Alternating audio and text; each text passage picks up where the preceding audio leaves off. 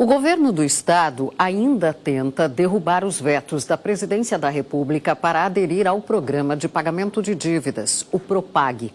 Assunto para a colunista de política do Correio do Povo e Rádio Guaíba, Thaline Opitz. Boa noite, Thaline.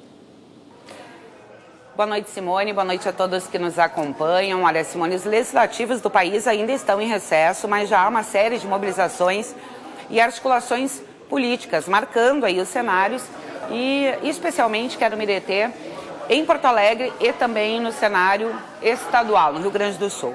Há uma série de movimentações do governador Eduardo Leite que foram deflagradas a partir da sanção do presidente Lula com vetos do Propag. Propag, na prática, é um novo programa de renegociação das dívidas dos estados com a União.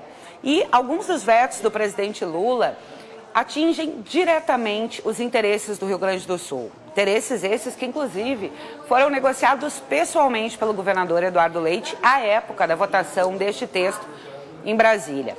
Propag tem autoria do presidente do Senado, Rodrigo Pacheco. Bom, para tentar simplificar um pouco do problema. O Rio Grande do Sul, em função da calamidade gerada pelas enchentes, está sem pagar o serviço mensal, a parcela mensal da dívida do estado com a União por 3 anos. Todos esses recursos que não estão sendo pagos para a União vão para um fundo aqui no estado chamado Funrigs para investimentos na reconstrução. 3 anos de suspensão significam 14 bilhões de reais em investimentos na reconstrução. Mas com um dos vetos do presidente Lula, esse valor, segundo o governo gaúcho, vai ser reduzido em até 50%. O impacto, segundo o governador Eduardo Leite, varia de 5 bilhões a 7 bilhões de reais. O que significa, segundo ele, que ou o veto vai ser derrubado pelo Congresso Nacional, e ele vem articulando a bancada gaúcha e também vai conversar com os governadores para isso, ou o Rio Grande do Sul não vai aderir a esse novo programa. Isso significa que a novela da dívida vai continuar. Dívida que nós já pagamos mais de 30 bilhões e ainda devemos 100 bilhões de reais.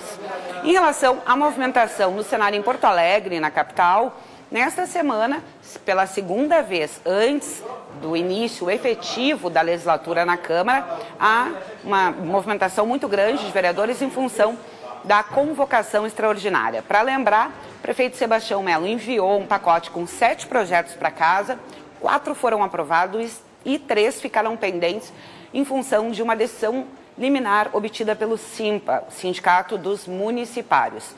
Pois bem, o governo decidiu, então, cumprir o que determina a liminar, que foi a realização de audiências públicas para debater esses projetos. As audiências foram realizadas no formato online nesta segunda-feira.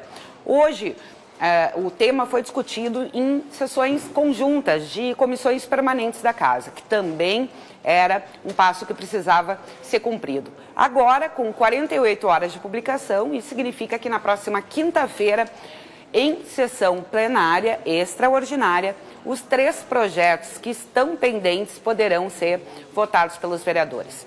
Eles tratam da questão da extinção da FASC, porque a Prefeitura quer transformar a Fundação e transferir todas as suas responsabilidades para uma pasta do primeiro escalão, alterações na diretoria e no papel do Conselho do DEMAI, ainda não estamos falando aqui de concessão, que é um dos planos do prefeito, mas que vai ficar para depois, e também o projeto de reestruturação da máquina administrativa, mudanças de nomes de secretarias e algumas fusões. Tudo isso, então, deve ser votado na próxima sessão, na quinta-feira, nesse período extraordinário que se estende até o dia 29. Uma convocação ampliada para garantir, caso aconteça um fator inesperado, algum percalço nos planos do governo no meio do caminho. Contigo.